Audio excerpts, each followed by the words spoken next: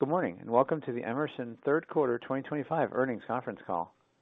All participants will be in listen-only mode. If anyone should require operator assistance during the conference, please press star zero from your telephone keypad. After today's presentation, there'll be an opportunity to ask questions. If you'd like to ask a question at that time, you may press star one from your telephone keypad, and a confirmation tone will indicate your line is in the question queue. You may press star two if you'd like to withdraw your question from the queue. For participants using speaker equipment, it may be necessary to pick up your handset before pressing the star keys. Please note that this event is being recorded. I would now like to turn the conference over to your host, Colleen Mettler, Vice President of Investor Relations at Emerson. Please go ahead.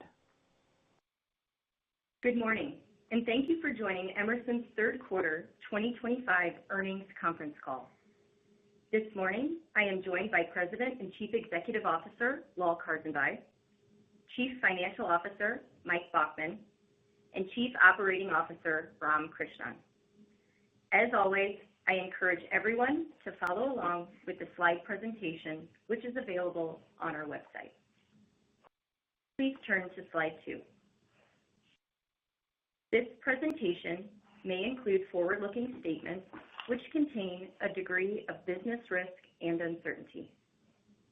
Please take time to read the safe harbor statement and note on non-GAAP measures. I will now pass the call over to Emerson's President and CEO, Lal Karsanbhai, for his opening remarks.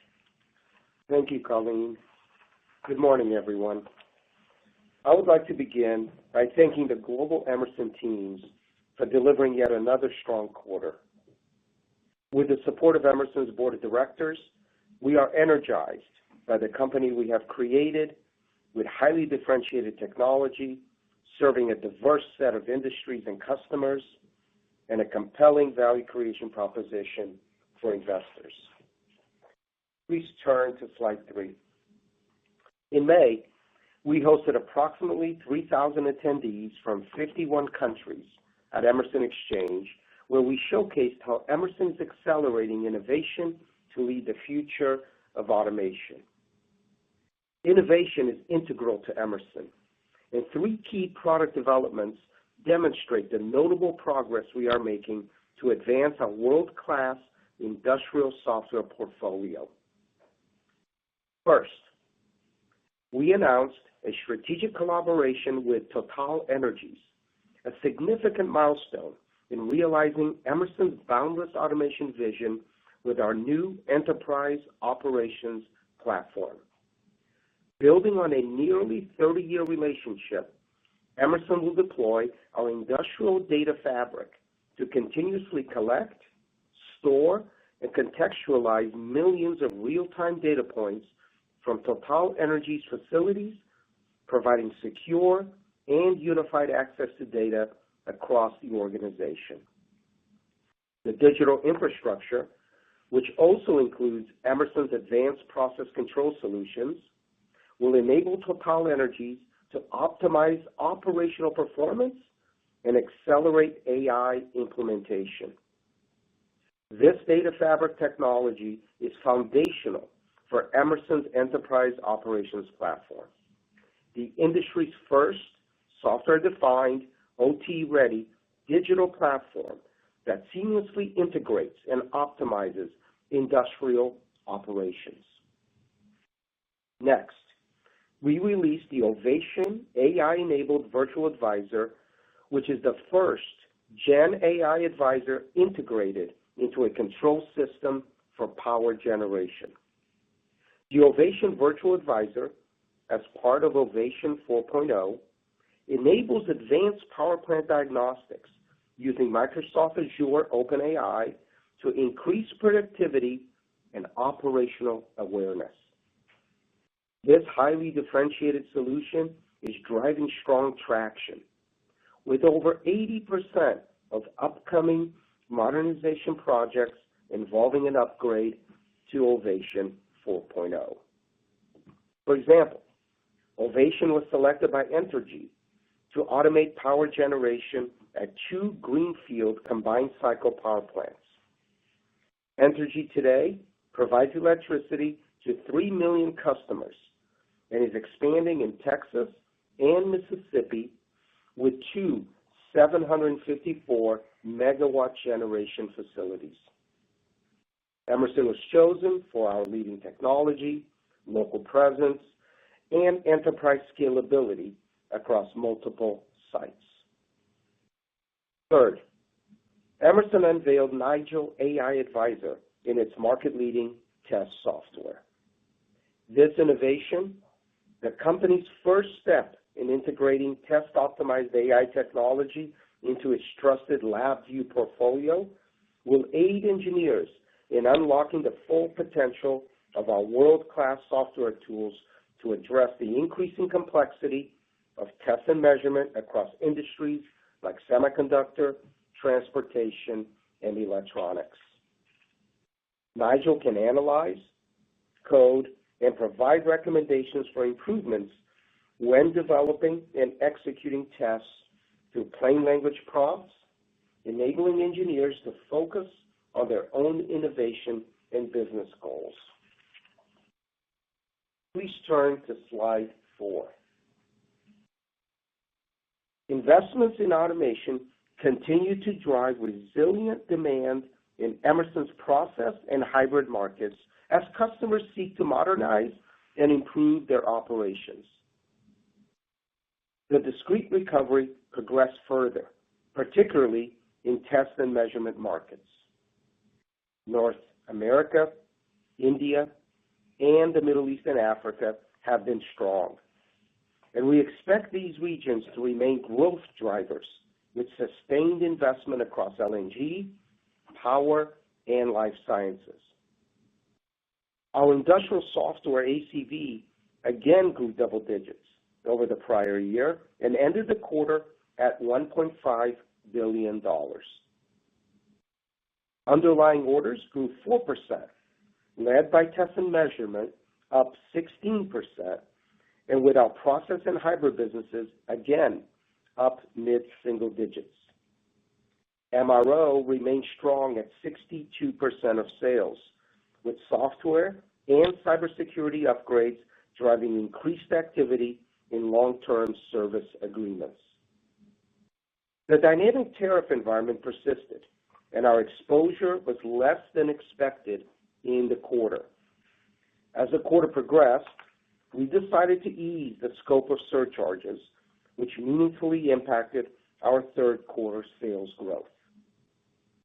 Underlying sales growth was 3%, and we delivered excellent profitability. Emerson's adjusted earnings per share of $1.52 met the top end of our guide, and better than expected free cash flow generation led to a 21.3% margin. Mike Bachmann will provide additional color on the results in a few slides. Our teams are committed to completing a strong 2025, and we are pleased to see the turn in our discrete end markets. In the fourth quarter, we expect underlying sales growth of 5 to 6%, driven by further improvements in test and measurement and sustained growth in our process and hybrid businesses. We project adjusted segment EBITDA margin of 27%, higher than previously planned due to the impact of lower tariff exposure, with adjusted EPS of $1.58 to $1.62. As we look forward to fiscal 2026, we expect strong exit rates for underlying orders to support underlying sales within our growth framework. Additionally, we will be hosting an investor conference on November 20th in New York City. We look forward to talking about our transformed portfolio and a differentiated value creation framework. More details will be communicated as we approach the conference. Please turn to slide 5. Emerson's demand outlook remains healthy. As expected, underlying orders in our process and hybrid businesses grew mid-single digits in the quarter and are expected to maintain similar growth in the fourth quarter. The secular need for energy security and affordability is leading to significant activity in LNG across the globe. And increasing electricity demand in the Americas and Asia is driving robust activity in power.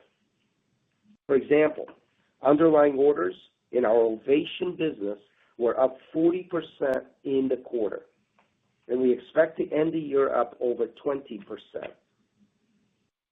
We are also seeing strong demand in life sciences, with customers investing in biomedicines and GLP-1 drugs. The capital cycle remains constructive, and we continue to see new investments replenish projects booked from our $11.2 billion funnel. Underlying orders in our discrete businesses were up 6% in the third quarter, led by test and measurement, which was up 16%, with robust growth across all world areas.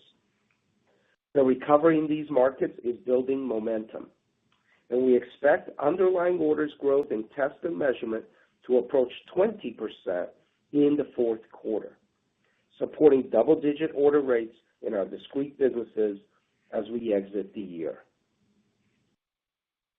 Emerson has now posted 2 consecutive quarters of mid-single-digit underlying orders growth, and July was a strong start to the fourth quarter, with trailing 3-month underlying orders growth of 6%.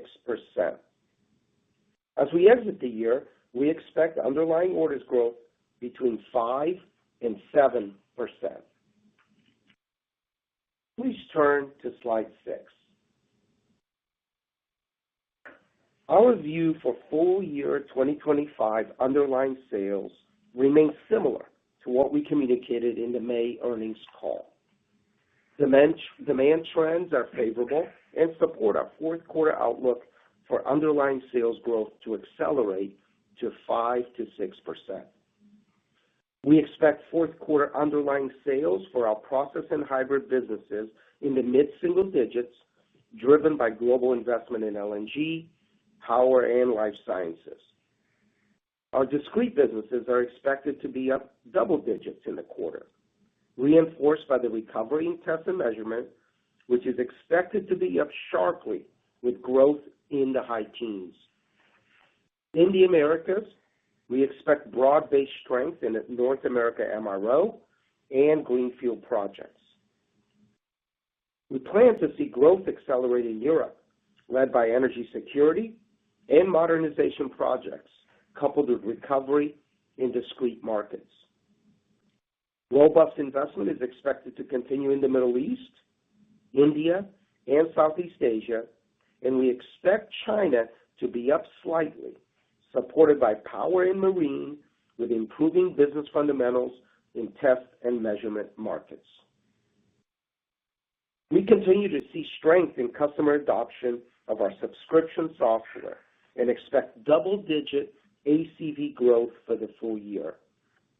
Notably, ACV in AspenTech's digital grid management grew 26% in the third quarter, with strong momentum across North America and Europe.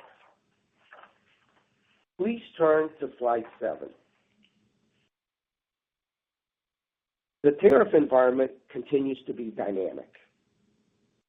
Emerson's annualized gross incremental tariff impact is now approximately $210 million, which is down from our prior estimate of $455 million, given the recent announcements. In the fiscal year, we are now expecting our gross tariff impact to be $130 million versus our prior estimate of $245 million. After our May earnings call, the tariff environment improved as announced tariffs were paused and deals were reached with a number of trade partners. Subsequently, due to the improved tariff environment and in consideration of our customers, we decided to ease a number of the surcharges we had in place. We now expect approximately $115 million of price actions for the fiscal year, which equates to 50 basis points of incremental price. This is a half-point reduction versus our prior guide.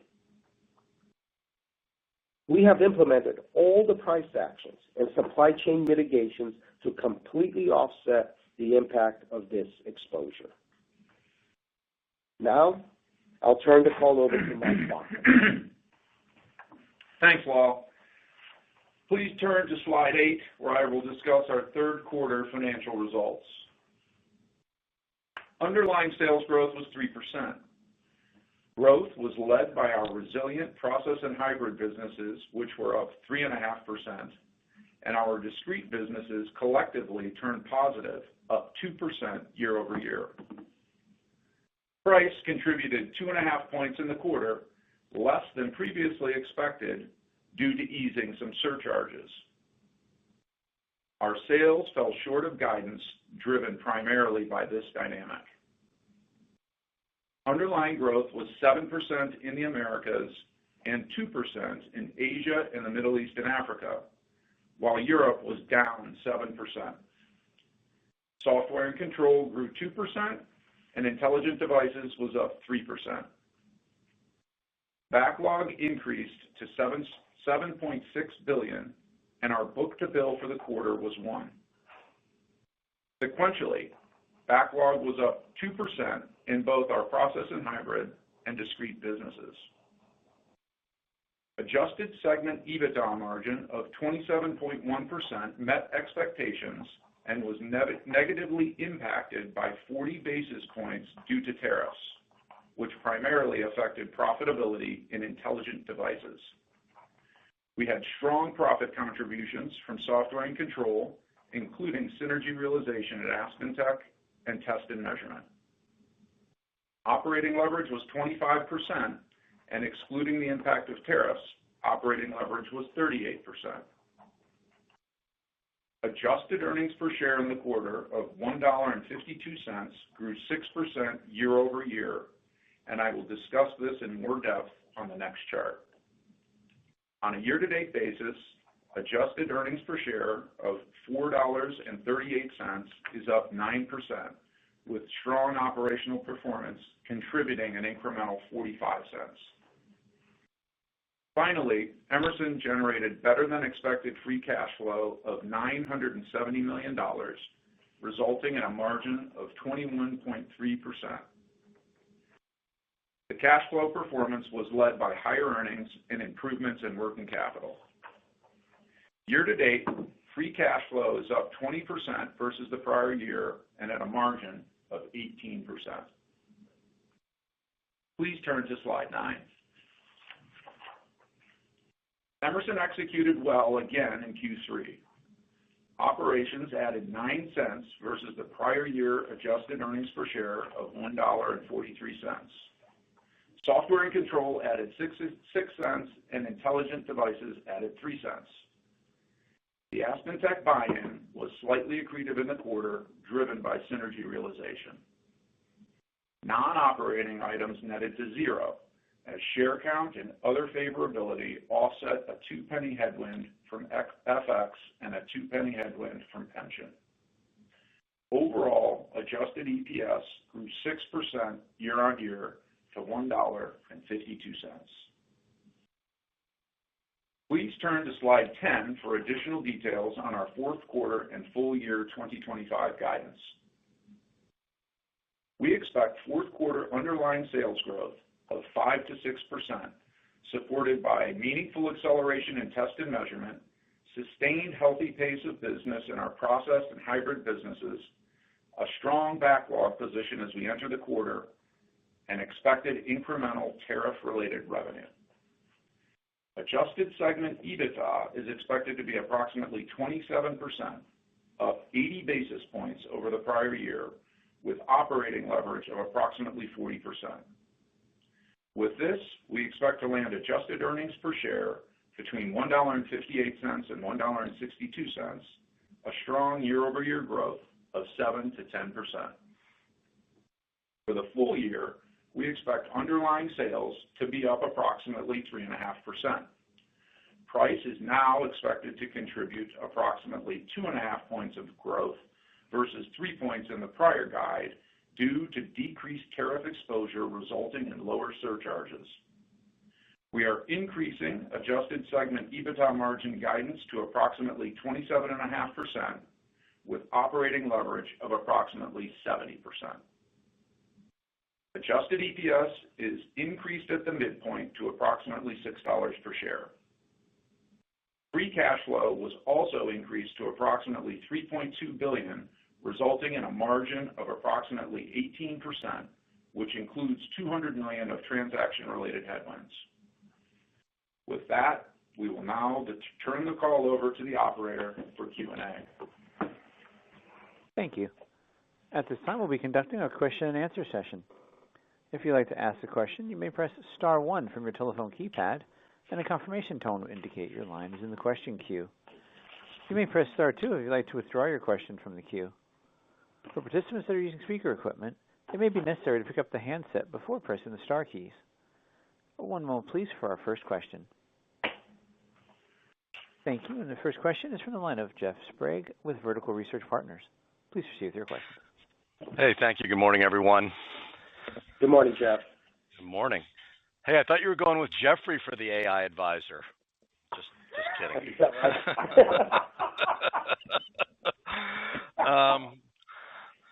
Hey, could we just maybe just sort of touch on the margins again and sort of intelligent devices in particular? So, I kind of get the tariff math, but dollar sales were actually up in the quarter sequentially, and dollar profits were down sequentially. So can we just unpack that a little bit? Were you technically behind on price cost relative to tariffs in the quarter and expecting to catch that up in Q4, or maybe there's something going on in mix or else otherwise? Yeah, Jeff, thanks for the question. The intelligent devices, you're right, 24.4 and 25 with the adjusted EBITDA margin down about 1.1 points.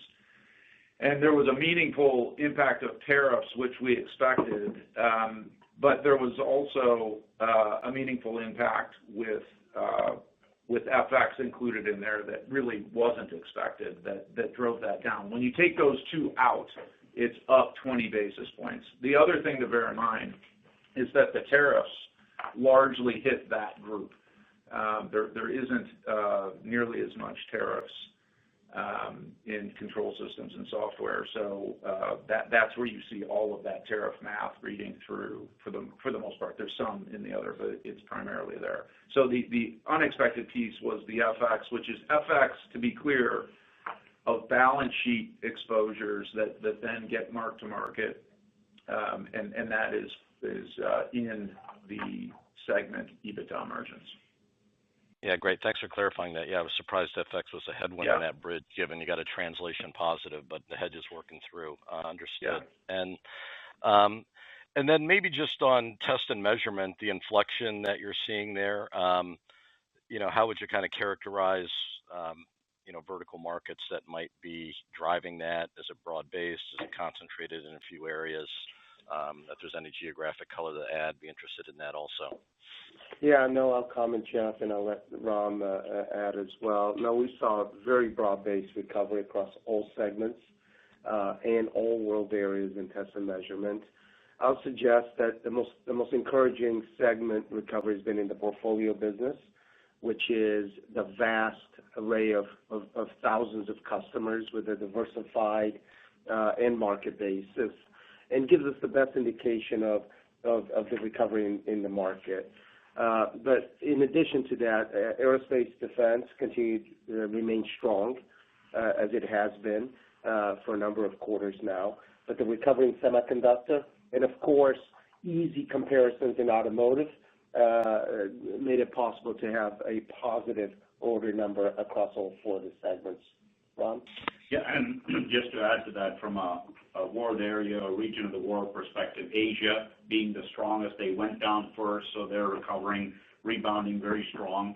China has been actually very good in terms of recovery as well, followed by North America and Europe. So I think, as Walt said, every segment and every world area is strongly positive.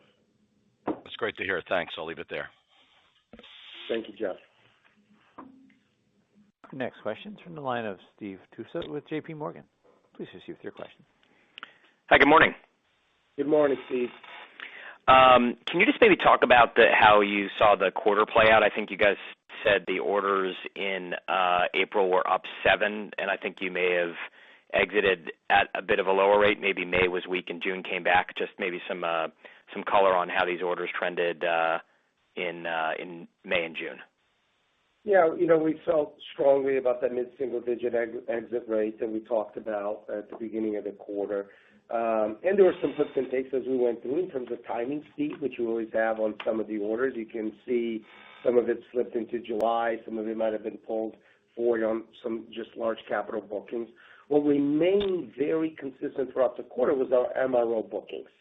There was really no fluctuation there, and that gave us a really good basis. And then we had the capital fluctuations come in and out just based on timing. Okay, and then just as we move into next year from a kind of software perspective, always tough for us to model that. Is anything next year with regards to the comps at Aspen or anything like that from a growth perspective that we should keep in mind? No, I think from an Aspen perspective, certainly ACV continues in terms of high single-digit growth into double digits as some of the synergies come through. So, nothing in terms of ACV from an Aspen perspective that is concerning. And then certainly as it relates to our other businesses, the process segment will remain pretty consistent at mid-single digits with recovering discrete. Okay, great, thanks. Our next question is from the line of Andy Kaplowitz with Citi. Please receive your question. Hey, good morning, everyone. Good morning, Andy. Lal, just a little bit more on your core process and hybrid markets. I know you expected mid-single-digit order growth. That's what you got. If you look at the business or the end markets, you expect stability or maybe slight improvement moving forward. How do you get that? Is it all from power and LNG? And maybe you could talk about some of the weaker markets, what you're seeing like in chemical stabilization there, still getting weaker. How do you look at it? Yeah, no, certainly LNG, power generation, and life sciences will continue to fuel process hybrid on a forward basis here, given the visibility we currently have. And we feel very positive about the underlying drivers across all three of those. Chemicals is a mixed story. We actually are doing quite well in specialty chemicals. The bulk chemical story is negatively impacted in Europe and in China. And we just have a demand condition and an overcapacity condition that impacts those end markets, and so those are negative for us. But just about as I look forward into 2026, certainly I expect the momentum to continue as capacity is invested, not just to meet the energy security needs, but also to nationalize, localize manufacturing of drugs. And of course, the enormous expansion we have in generation and transmission distribution capacity. Gotcha. And then just back to test and measurement. I know, Lal, you've been working on sort of the commercialization of growth there. So maybe you can talk about how much of the improvement is the markets, as you answered Jeff's question, but maybe just your own self-help and where you are in that process of, improving the business. Obviously, you mentioned LabVIEW in the presentation is outperforming, so maybe you could talk about that as well. Yeah, I will, and I'll let Ram jump in here as well. Look, so much work has been done, Andy, as you know, by this team led by Ram and Ritu Favre, and they've done an exceptional job resetting this company to address and to be a quick, more nimble responding to market opportunities. So certainly we have seen market recovery, underlying market recovery, which fuels, but we believe that we're outperforming the market. And that is based on not just the reset of the commercial focus in the company, but also in the new products that we're bringing to market. And the example I highlighted with LabVIEW is a new generation, new incremental product in the marketplace and I think that's going to make a big difference across the segments. Rob? Yeah, you said it, Lal. I think the focus on new products, I think, as Lal said, LabVIEW, the software suite, they're launching a new DAC or a data acquisition product, which I think is a core capability that NI and NI customers were expecting. So I think that's going to be a net positive. But also on the commercial side, going back to the basics as it relates to country-specific growth plans, they have great exposure in many, many parts of the world, and going back to the basics and developing go-to-market plans and growth initiatives. Simple things, but hugely important as the market recovers, where our management system deployed is helping NI grow faster than the market, and that's clearly evident in the pace of business we're seeing. Appreciate it, guys. The next question is from the line of Scott Davis with Melius Research. Please proceed with your question. Hey, good morning, guys. Good morning, Scott. I want to talk a little bit about Ovation, if you don't mind, and just maybe some of this is just going to be re-educating us on kind of how you guys make money there. But when you talk about orders up 40%, is this all new projects? Is it a mix of retrofit and new projects? How do you guys think about what goes into does a retrofit go into a new order, for example? Then I got to follow up on that too. Yeah, no, certainly there are a couple categories there. There's new construction. I highlighted the Entergy combined cycle plants as an example. Those typically have long lead times. You book, you do the engineering work, construction begins, you start driving the automation in. There are extension of life in plants. We're seeing that in combined cycle and coal and in nuclear in the United States and Asia. And then lastly, there are modernizations whether it's for cybersecurity purposes, AI purposes, or other plants put in new control systems and upgrade their Ovation. All three of those, Scott, as you know, are bookings. They all have different implications to the ship ratio, given the time it takes to implement and build. Ram, any?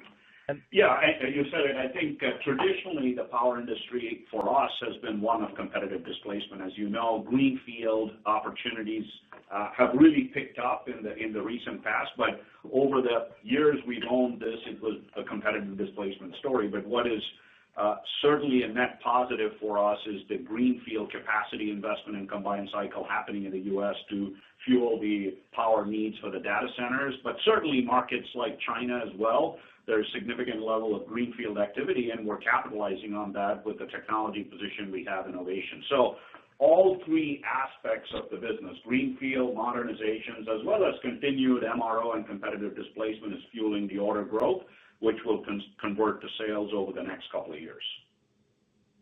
Okay, and are those installs profitable? I mean, how is it more of a loss leader and then you make money over time on the subscription, or do you make money on the install as well?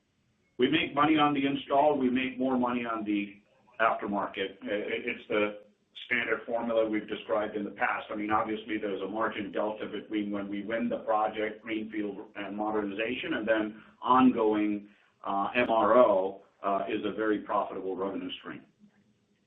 Okay, helpful. Thank you, guys. I'll pass it on. Thank you. The next questions are from the line of Joe O'Dea with Wells Fargo. Please proceed with your questions. Hi, good morning.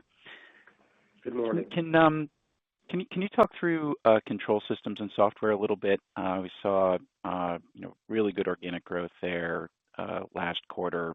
This quarter more in that kind of low mid-single digit range. Just talk about kind of what you saw within Aspen and then controls and how you're thinking about that growth into the fourth quarter. Hey, Joe, I'll start this one. Yeah, remember last quarter we talked about the Total deal pulling into Q2, which would have been in Q3, and Aspen's Emerson Q3, their Q4 was traditionally their biggest. So we had that movement, but underlying Aspen ACV growth and continued revenue growth very strong this year. And then the systems business continues to do very well in the mid-single digits and continues to see all the dynamics that Lal and Ram have talked about. I think you said it. I think overall, from a full year perspective, mid-single digit growth plus in the systems and software business. But as Mike described, the lumpiness associated with how Aspen recognizes ASC 606 with the Total, for example, as well as project lumpiness and how we execute within systems and software will have variations from one quarter to the next. But overall, we feel very, very good about the high end of the 4 to 7 range for underlying growth in our systems and software business. Great, that's helpful. And then just a little bit more color on the discrete side of the business and kind of contrasting test and measurement with legacy discrete. You did see, order acceleration there in test and measurement. It looks like discrete orders may be pacing more flattish. And so, what you're seeing in the different demand trends there and your expectation for kind of legacy discrete recovery. I'll start off, and Ram, you can add some color. So, there are two very important dimensions of the legacy discrete, Joe, that differ from test and measurement. The first is exposure to automotive and packaging businesses, particularly in Western Europe and China. And both of those markets continue to be relatively depressed and challenging. And that certainly dampened the recovery there. Offset, of course, by some of the more traditional broad-based industrials, which have impacted positively, but generally speaking, are much more muted. And you're right, slightly positive as they came out of the quarter, but significantly more muted than the broad-based applications and market exposures that the test and measurement business has. Yeah, and I think the outsized market exposure for us in Europe, which has been the slowest market to recover for our traditional discrete business, our factory automation piece, versus test and measurement, points to the disparity in the pace and amplitude of recovery. But as Lal described, I think the automotive segment and then factory automation, as it relates to Europe and China, have more muted recovery than many of the markets in test and measurement. Got it. Thank you. Our next question is from the line of Andrew Obin with Bank of America. Please proceed with your question. Hi, yes, good morning. Good morning, Andrew. Lal, just a broader question, and good morning to everyone. Just a broader question on your power vertical. You sort of enter the power cycle with sort of very material endowment in terms of market share. The Ovation orders up nicely. Clearly the Aspen grid business is doing very well. What do you think is sustainable growth rate going forward? Can it stay elevated for the next, 12 to 24 months, given what's happening in the power gen industry broadly? Yeah, thanks, Andrew. I'll comment, and if Ram or Mike have something to add. I certainly believe it can, based on the visibility we have of opportunity across both markets, generation and transmission distribution. And I think it's sustainable in the high teens kind of range over the next couple of years. As a matter of fact, we'll probably highlight this market and when we all get together in New York City in November as a growth factor for the company, because the dollar spend that we're seeing, and it's not just a U.S. story, obviously, is very meaningful and impactful. And as Ram described, it's been a significant shift for this team, which had been as you noted, it's a high participation rate company to begin with, but essentially grew over the last 20 years by driving competitive displacement. And now we've refocused the team really around project pursuit and expansion of market. And so we see that momentum. We're very close to our customers because of that very large participation in the business, and we are very optimistic about the next 24 months at high rates of growth. Ram?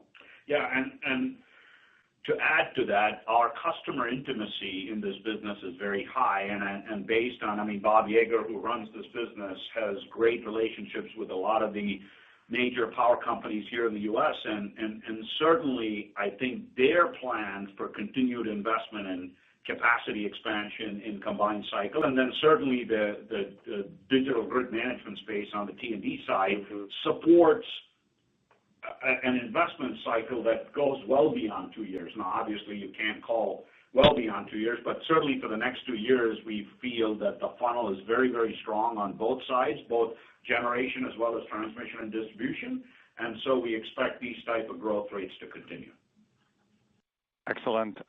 Thanks so much. And then just looking at where we are in the cycle, I think the narrative from a lot of companies back in the spring, early summer was that, tariffs are really impacting the ability of companies to sign off on large projects. I think with 65% of U.S. trading partners, sort of having some form of agreement with the U.S., how has the dialogue with your customers changed? Are you getting more visibility? What does the funnel look like? What's the likelihood of large projects actually being released into the calendar year and in early 26? Thank you. Yeah, so Andrew, Ram here. We haven't, from our perspective, certainly in LNG, power, life sciences, which is the majority of our project funnel that we continue to drive, we have seen no slowdown in decision-making or approvals to move projects forward. So I think that's the most important data point. Now, certainly in terms of some of the sustainability projects in our funnel, and that's not necessarily tariff related, we have seen some project cancellations that have impacted the overall size of our funnel, but not in a meaningful fashion. But the most important thing is where we see the growth in LNG, power, life sciences, and certainly even in the U.S., chemical, petrochemical projects and all of the activity in the Middle East, no slowdown, and we continue to yield $350 to $400 million of project wins a quarter from our $11.2 billion funnel that has been consistent with what we've experienced in the last several quarters. Thank you. The next question comes from the line of Nigel Coe with Wolfe Research. Please proceed with your questions.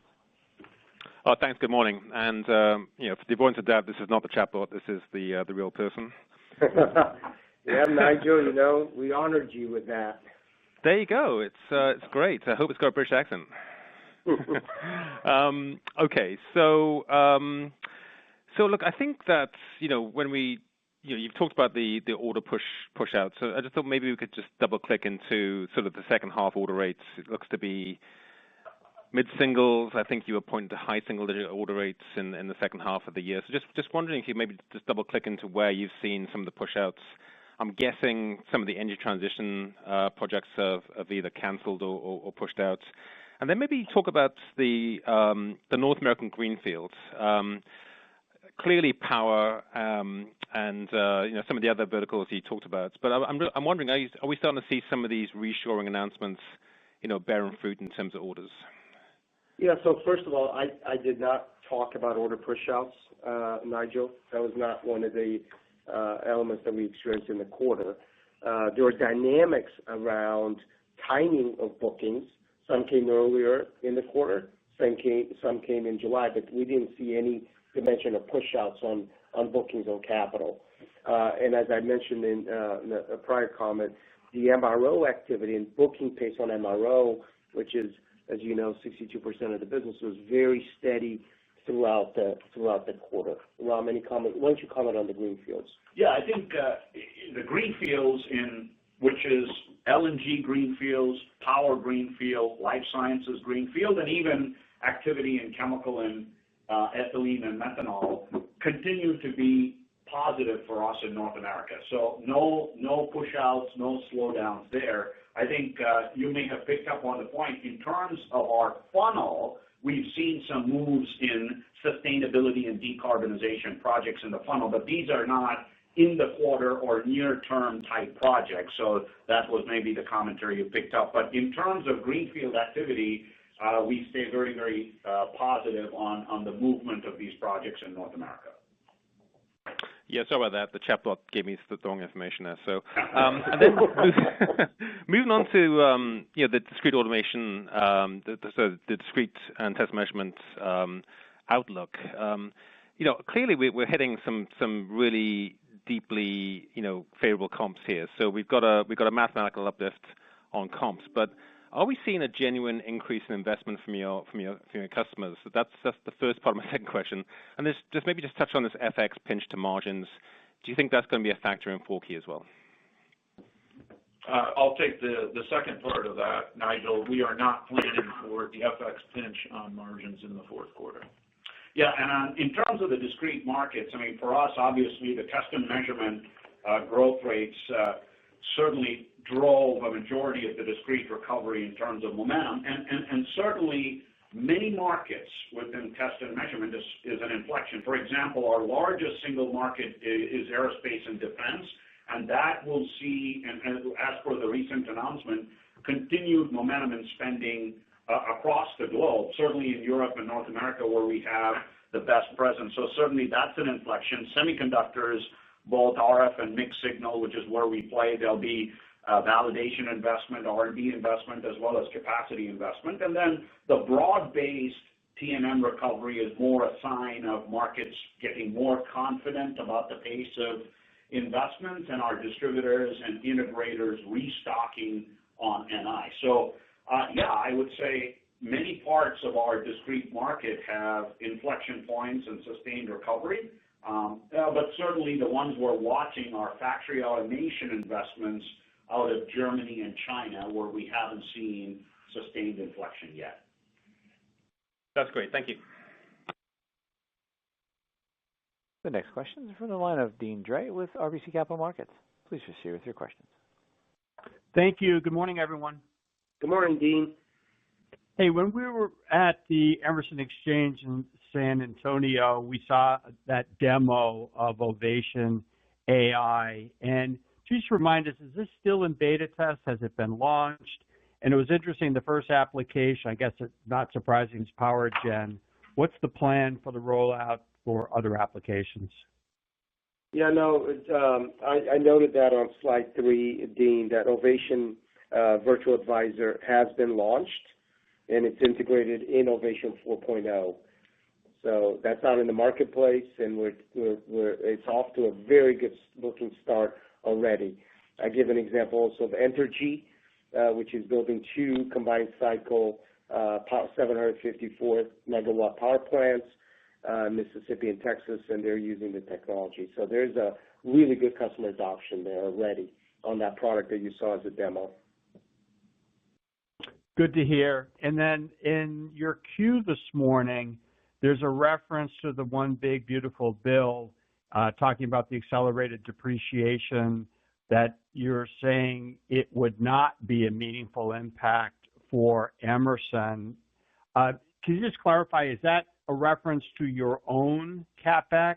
And what about customer CapEx? With all this reshoring, there could be some benefit there. If you just clarify. You are correct. That is a reference to ours, and you're also correct that it certainly could be a benefit to our customers as they think about CapEx. And just to expand on that a little bit, the provisions of the One Big Beautiful Bill are generally favorable for Emerson, avoiding some downsides that were in the outlook as part of TCJA, and changing some rates there that will be helpful, modestly helpful as we move forward. Thank you. Thank you. Our final question is from the line of Nicole DeBlase with Deutsche Bank. Please proceed with your questions. Yeah, thanks. Good morning, guys. Good morning. Just wanted to ask about the order outlook for 4Q. I think previously it was up high singles. Now we're looking at 5 to 7% growth. Was that driven by a revision in the factory automation outlook? Can you guys just elaborate a bit there? No, look, the process hybrid has remained very consistent for us in terms of outlook. We are still expecting that to exit in the mid-single digits as we were prior. Discrete recovery has been very, very encouraging as we went through the quarter, and you saw, Nicole. So double-digit exit rate there, still expected. And then safety productivity, there's some comps in there, but lower single digits on that one. And so it's a mix of the different things, 5 to 7, whether I guess it's mid to mid-single high. I don't know how you define it, Nicole, but it still falls in that band of expectation that we had. Okay, understood. Yeah, that's fair. And then just follow up on the margin outlook for 4Q. I think you guys said about 27% EBITA margins. Usually margins step down a little bit sequentially in the fourth quarter. Is the divergence versus normal seasonality just driven by the moving pieces around tariffs? Yeah, I think for us in the fourth quarter, if you're talking versus Q3, the fact that we're holding at that 27% clearly is an indication of tariff-related pricing getting more favorable in the fourth quarter versus the third quarter. We always planned it that way, that we would implement the pricing actions in Q3. We'd have a little bit of a headwind as it relates to them fully offsetting tariffs, but then we'll get totally green, as we call it, into Q4, and hence Q4 margins very solid, up 80 basis points year over year, and sequentially flat to Q3. Thank you. I'll pass it on. Thank you. At this time, this will conclude our question and answer session and also conclude today's teleconference. You may disconnect your lines at this time. We thank you for your participation and have a wonderful day.